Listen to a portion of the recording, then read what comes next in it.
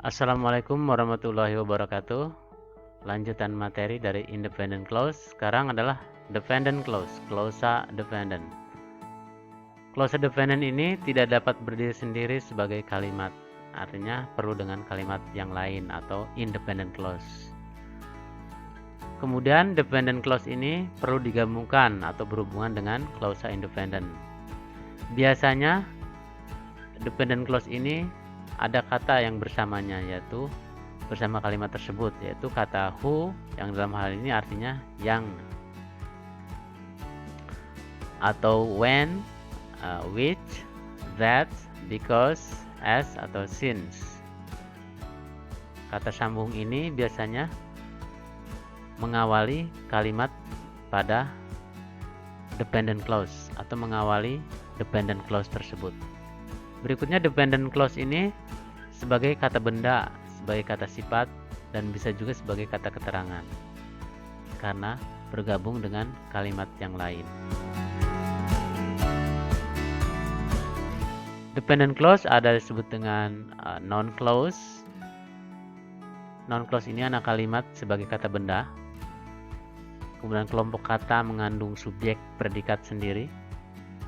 Kemudian noun clause ini bisa berfungsi sebagai subjek, predikat, atau objek. Jadi clausanya berfungsi sebagai kata benda. Noun clause ini atau clausa yang berfungsi sebagai kata benda tersebut diintroduksi oleh kata-kata seperti what, kemudian how, however, why, whether, when, if, who, when, whoever, dan whatever. Biasanya kata-kata ini menyertai kalimat atau noun clause ini yang berfungsi sebagai klausa kata benda. Contoh klausa kata benda. That he was honest was plain to all. Bahwa dia jujur itu adalah was plain to all. Ini that he was honest ini sebagai klausa dependent yang berfungsi sebagai noun clause. Noun clause ini adalah bagian dari klausa dependent. Jadi klausa dependent itu ada noun clause, ada adjective clause, ada adverb clause. Yang sekarang kita pelajari adalah noun clause. Jadi klausa dependent yang berupa noun clause. Karena disebut noun clause karena klausa ini berfungsi sebagai kata benda. Misalnya kalau yang berwarna kuning ini kita ganti satu kata, maka akan menyatu dengan kalimat secara lengkap berikutnya, yaitu that he was honest was plain to all. Jadi yang bergaris bawah ini berfungsi sebagai subjek karena ini ada predikatnya was. Ini predikat atau subjeknya that he was honest, predikatnya was, plain to all. Maka yang menempati subjek ini adalah klausa. Klausanya bentuknya berupa kata benda. Maka itu disebut dengan noun clause. Berikutnya, I like whatever you say.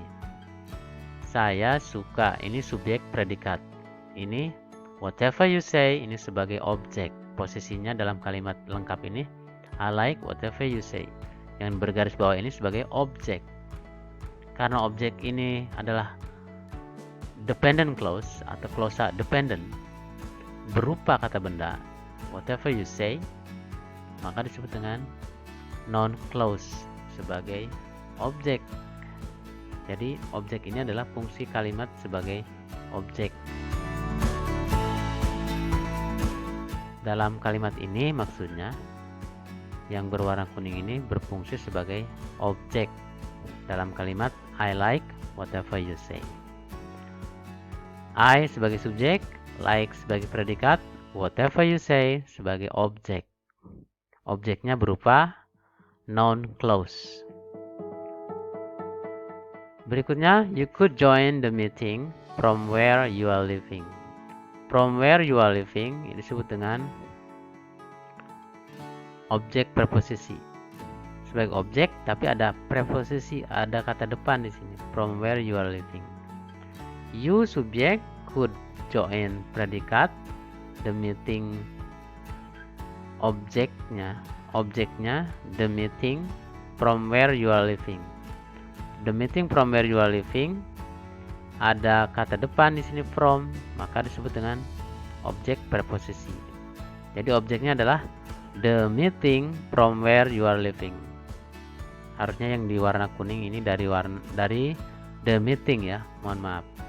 The meeting from where you are living ini disebut objek. Could join predikat, you sebagai subjek. Karena objeknya the meeting from where you are living adalah mengandung preposition, maka disebut dengan objek preposition. Berikutnya, my prediction is that Barcelona will win the game. My predikat ini subjek, predikatnya is, kemudian ini komplement, bagian dari predikat. Bahwa Barcelona akan memenangkan pertandingan, ini adalah kata-kata yang merupakan bagian dari predikat, maka disebut dengan predikat noun. Berikutnya, I know that you are beautiful. I subjek, know predikat, that you are beautiful ini sebagai objek. Kemudian that was what you need. That subjek, was predikat, what was you need adalah bagian dari predikat. What you need ini menempati sebagai komplement atau pelengkap predikat ini. Komplement itu berbeda dengan objek. Kalau objek itu bisa dirubah menjadi kalimat aktif pasif ya. Kalau ini komplement hanya kalimat aktif di sini. That was what you need. Itu adalah apa yang kamu butuhkan. Ini sebagai komplement. Ini juga sebetulnya komplement, that Barcelona will win the game, sebagai bagian dari predikat noun. Ini juga bagian dari predikat sebetulnya. What you need, bagian dari predikat was. Secara khususnya what you need ini disebut dengan komplement. Demikian. Assalamualaikum warahmatullahi wabarakatuh. Bersambung.